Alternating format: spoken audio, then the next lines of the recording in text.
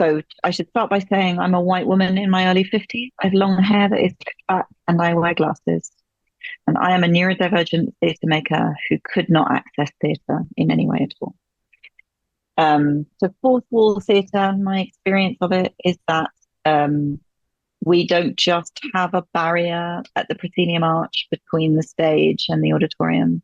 We each come in wearing a fourth wall box made of very fragile glass. And if somebody next to you coughs, the box is broken. If a plane goes overhead, the box is broken. Um, and because I am neurodivergent, I cannot sit still. You will see I have knitting with me. I can't just sit still. So I couldn't go to the theatre. I can't go to the theatre. I can't make work in theatre in those circumstances. So I designed a new way of making theatre because otherwise we are very disembodied as audience members. We sit still in the darkness and we are quiet and we don't exist. So I designed a process called the Copenhagen interpretation, which is based on quantum physics. Bear with me. Uh, I'm going to get this wrong, so I apologize in advance to the quantum physicists in the room. There is a theory in quantum physics that a quantum particle exists in all of its possible forms simultaneously. And when it's observed under experimentation circumstances, it presents itself in one outfit, in one form. It goes, ta-da! And then if you look away from it and you look back again, it might have changed completely. So it's very difficult to do quantum experimentation. But the wonderful thing about the quantum world is that, and the best example of this I can give is in computing, binary computing. So the computer that I'm looking at right now works on binary computing. Most of our computers work on ones and zeros. And quantum computing behaves like nature. It is responsive. It is magical. And I maintain that live performance for an audience is the Copenhagen interpretation of the performance every time you watch a show. Every time you go and see the same play, you have a different experience of it because you feel differently on different days. If the weather is different, depends who you're with or how you got there or, whether you had a good journey or a bad journey. Your experience should be different every time, and that is called the Copenhagen interpretation in quantum physics and also in theatre. And because our access needs are all unique, because we are complex individuals who have, whether we're disabled or not, we all have a complexity of needs, support needs, and those also differ from day to day. The setup of the architecture of theatre buildings, the architecture of production just isn't really, it's not set up for human beings to watch live performance in that way. We might as well be making movies where you can press pause, go and make a cup of tea. So I have designed this thing that stitches access into the process design from the get-go. Although what I make is mainly plays and musicals, I actually don't worry about the story until the last minute. What I worry about is, can we all get into a room together and be comfortable?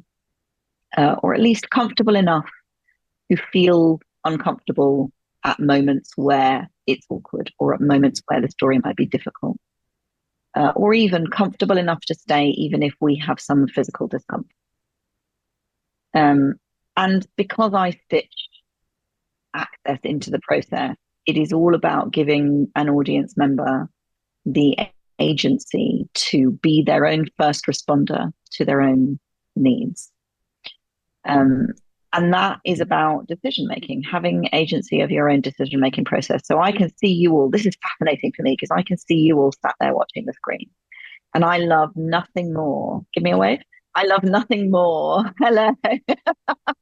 Than watching audiences because I can see who's fidgeting. I can see who looks like they're looking around the room and would rather be getting up and walking around. If that's you, please get up and walk around if you'd like to. I do not mind. No one else is going to care.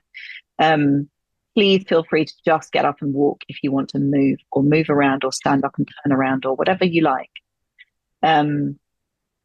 It's so interesting to me that earlier I was listening to somebody say, what should dance look like? And I asked myself, what should a play look like? And I'm going to tell you about my hero. So my hero is a guy called Harry Beck, who was tasked with redesigning the London Underground map because it was getting really complicated. There were new lines and it was difficult to draw it. Geographically, it's very awkward to draw. And Harry Beck took a look at this map and he designed the modern underground map that we know and love today. And it's not geographically correct at all. I don't know if some people may not know that. The underground map that we have today doesn't have any reflection on the actual geography of London, because Harry Beck looked at his task of designing a map and he said, the first thing I'm going to get rid of is geography. And it's just, he's my hero for being like, I'm going to design you a map, but I'm not going to use geography. And I design theatre, but I don't have an audience and I don't care about story until the last minute. Because all of our rules and the things that inhibit us, all of our barriers exist in the way that we have dictated an audience should engage with story. And I disagree with those things. So I left out the audience. I make them participants and I've left out the story because it will take care of itself. Story is more powerful than anything. It will take care of itself. What I care about is how we gather. So there are various methods that I use within the Copenhagen interpretation to provide access or support access. And I'm happy to talk about those, but I don't want to wither on about it for hours. But I will say that it allows us to be curious. I think participation should be about curiosity, and curiosity requires consent. It requires that we can consent to be in a room because we feel comfortable enough to be there. I don't think there's any such thing as a safe space. I think people who say this is a safe space are lying, because only the individual in question can say if they feel safe, and they can only say that from moment to moment. So I can't even say, now I'm sat in a room that is in my house and I can't even say this is a safe space. There's drilling going on next door. I might not feel very safe in a minute. So I think safe space and those phrases that we use are actually really not very useful. I feel that way because I'm autistic and I'm very literal about things. So if you tell me it's a safe space, I don't believe you. So I think we need to look at the language that we use. I think we need to look at the processes that we assume are supporting us and say, are they really? How are they doing that? Why are they doing it like that? So that's the basis of my work and how I feel about access. I use various processes, including a process called open space technology, which I've slightly redesigned to make my work with. But again, everything I use allows people to have their own agency and to be their own first responders. Sandrine, is there anything specifically that you wanted me to talk about in terms of my practice over and above that?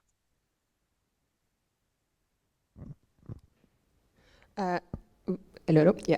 Jen, Hey, I thought you could talk a little bit about open space, because yes, that definitely made me think a lot. And then you can talk a little bit about the accompanying, which I think would be lovely. Mm-hmm. Thank you. I'm being led by Sandrine because there are many aspects of when you have to make something accessible for everybody, anybody, for any given day. There's a lot of it. But the foundation of it is called open space technology, which is a complicated name for a simple thing. A guy called Harrison Owen spent a year organizing a conference. He booked venues and speakers and made up schedules and things. And when he got to the conference, he realized that the only really useful work was being done in the coffee break, which was the one thing that he had not organized. When people were free to walk around and talk to whomever they pleased about whatever they wanted, or as long as they wanted, and then move on. And so he described what is basically a coffee break. And it's a very Zen thing.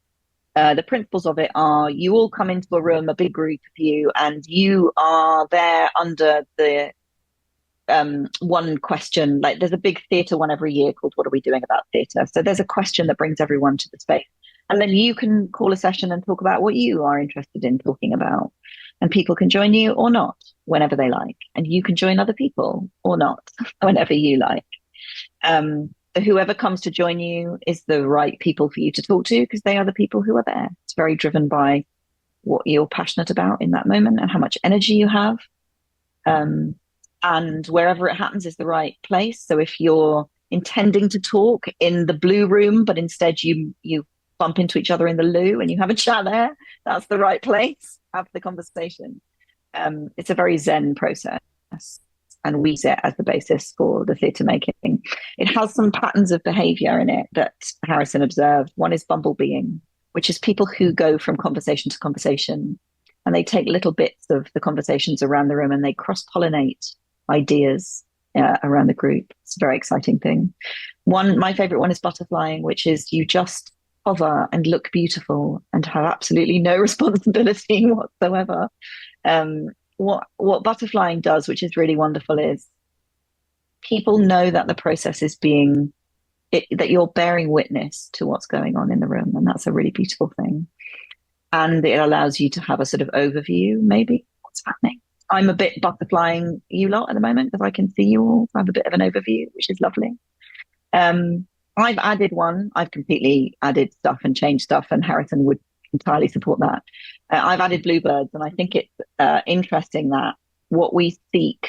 So there's a famous story about two kids who leave home seeking a bluebird of hope, and it's very much about seeking a magical solution that actually sort of doesn't exist. But I do think that what we seek is what we hope for, which is rarely actually what we find. But it doesn't matter, because engaging in the journey itself of seeking something and hoping for something is what opens us up to the possibility of discovery. And often I think we discover that what we wanted was not a bluebird. And sometimes it's over the rainbow, it's that, I need to be home. What I wanted was at home all along. But it doesn't matter what you find out there. I think just setting out on the journey is the important thing. And I think anywhere that is barriered and inaccessible to somebody means that there is no opportunity, no invitation to go on to start out on a journey. And that's what frustrates me about inaccessibility in theatre and dance and opera and musicals and all of that stuff. What was the other thing? Accompanying. So accompanying is a thing so because I have ADHD and I'm autistic, and there's a thing called body doubling, which people who have ADHD can find useful, which is where someone literally comes and sits in the room with you and says, I'm going to sit here and I'm going to read my book until you've written that email you've been putting off. And because they're there expecting you to do that thing, you're more likely to do that thing. And it sounds like it's an authority thing, and it really isn't. It's an accountability thing, which is very different. So also there's somebody with you, and that can be when something is very challenging to do. It can be lovely that someone's just like, I'm here with you while you do it, because I know it's challenging for you. So I stitched into Copenhagen a process called accompanying, which is where you can have an accompanist, a companion who's with you. If they're only with you to show you where the loos are or get you to the bar, that's fine. Or they might be a BSL interpreter, or they might be a dog, or they might be your friend that you came with, but you know that you're accompanying each other. So you deepen each other's experience by asking questions. How did you feel about that scene, that moment? I saw that thing made you jump. How do you feel about that?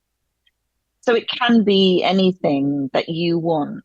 But what it means is we are connected. And one of the great goals for me with Copenhagen is people say all the time, theatre is such a collective experience. It's such a communal experience. We're on the room together. But you're all sitting staring at a screen. You're not talking to each other.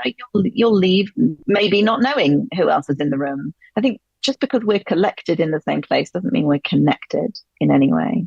I don't think I think it's really unfair to say that of theatre. I think it's really, and we feel responsible. We feel like we should say, oh yeah, we're all in it together. We all laughed at the same thing.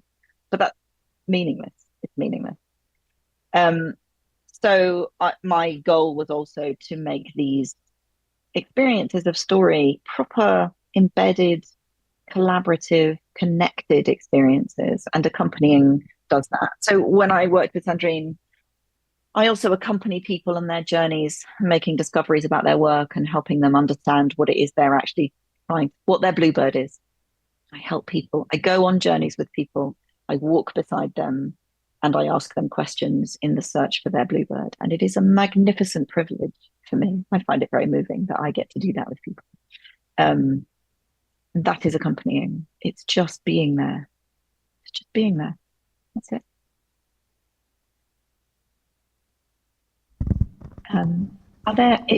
Is there more? Sandrine, help me know what to talk about, because there's like a million things. I mean, that was beautiful what you just said. I was wondering if maybe we should just open up to the room and see if anyone has any question. Yeah. And then maybe that might stimulate something, and you know what? I have a few thoughts about dance, but I feel, although I've done some dance training, I can do a triple pickup time step with a buffalo break. That's my claim to fame in the dance world. But I haven't danced for a long time, but I have some thoughts about dance and accessibility. But I didn't know whether to share them because I'm not officially here in that capacity. Does anyone have any question? No, not yet, not formed yet. It's cool. It's cool. Maybe just talk about dance then, because I don't think they're just little thoughts. So my favorite thing to do when part of being neurodivergent is overwhelm and physical tension. And one of my favorite things to do is ride a carousel. It feels like dancing to me. It feels like freedom and dance. And my best friend's child is neurodivergent. And when she's feeling overwhelmed, they go to the park so she can swing. And that's rhythmic and it's physical pressure. And it feels like dancing to me. And it occurs to me, I had a conversation with some visually impaired people that I'm hoping to do some consultation with. And it was a difficult conversation because I didn't hold the space very well. And I came away thinking, I'm not sure there is anything I can do. I rang Helen to say, I've messed up. I'm failing at this.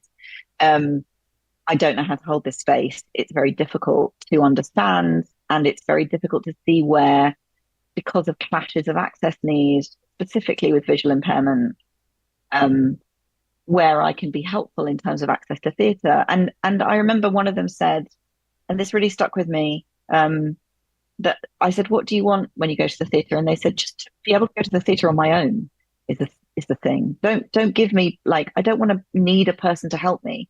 Like, tell me where the venue is. Help me get to the venue. Help me know where the loos are. But then just fuck off and leave me alone. I don't need someone there. And it's really interesting to me that there should be opportunity for visually impaired people to safely and freely dance alone, apart from anything else. Like it should be that as much as every other opportunity to do any other thing. There should also be opportunity for everyone to, on their own, go to the theatre and have the freedom to access it in any way they want, including sitting still in the darkness. I have a person in the room who defends people's right to have that experience as well, because it's equally important. So I feel like there is absolutely room for us to be doing collaborative work, but we should also be able to just dance on our own, freely and safely. Those were my thoughts about dance.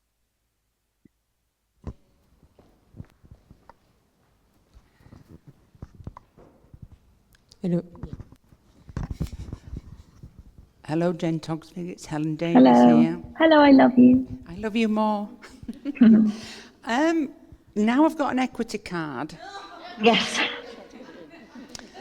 I'm just wondering when we will be in a world that is also inclusive on stages. Yeah. In the West End. Yeah, I mean, there is much work that is being done in that regard by the heads of access. Yeah. So I work closely with the head of access at the National, David Bellwood, and the head of access at the RSC, Josepha McKinnon, and the head of access at the Globe, Sarah Howard. They're all wonderful, wonderful people. Yep. And the Globe particularly has done a lot of casting around with visually impaired performers and with BSL users for whom BSL is their primary language. But it's the architecture of theatre does not support it. That's not an answer. And the architecture of production does not support it. And for as long as that's true, for as long as we make the audience sit quietly and still, that's going to be hard. And the other thing we do is we make people listen to a story from start to finish. And one of my great battles in life is to say, look, you all have done this, I bet. Walk through the living room when the TV's on to go and make yourself a cup of tea, and there's something on the telly and you don't know what it is, but two people are arguing. And you hover in the room to see what the outcome of the argument is. And then you go and make your tea, and you don't have to sit and enjoy the whole program to be engaged for a moment by two people having a dramatic moment.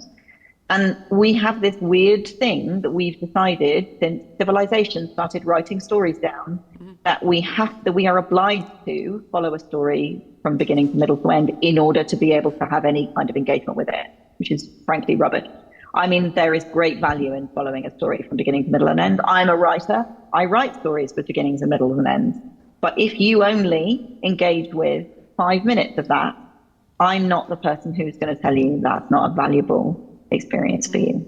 So that's the other thing, is we make people sit down and shut up and listen until we've told them all of the story the way we want to tell it to them, and then we'll let them go home. And if they try and go home early, we'll frown on them.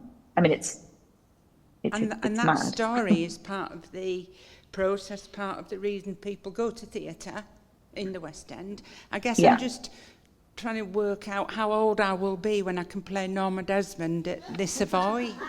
I would cast you in that tomorrow. If you can help me find the funding, I'll do it with you, happily. Well, Nicole's gone to Broadway, so, you know. I don't know how many blind or partially sighted people have ever appeared in a musical. I mean, honest to God, I would cast you in one tomorrow. I don't know why it doesn't happen. But I mean, I do know why it doesn't happen. It doesn't happen if people think it's going to be too difficult, and they're wrong. Yeah. But there's always hope. Yeah. There's always that bluebird. Thank you. Thank you.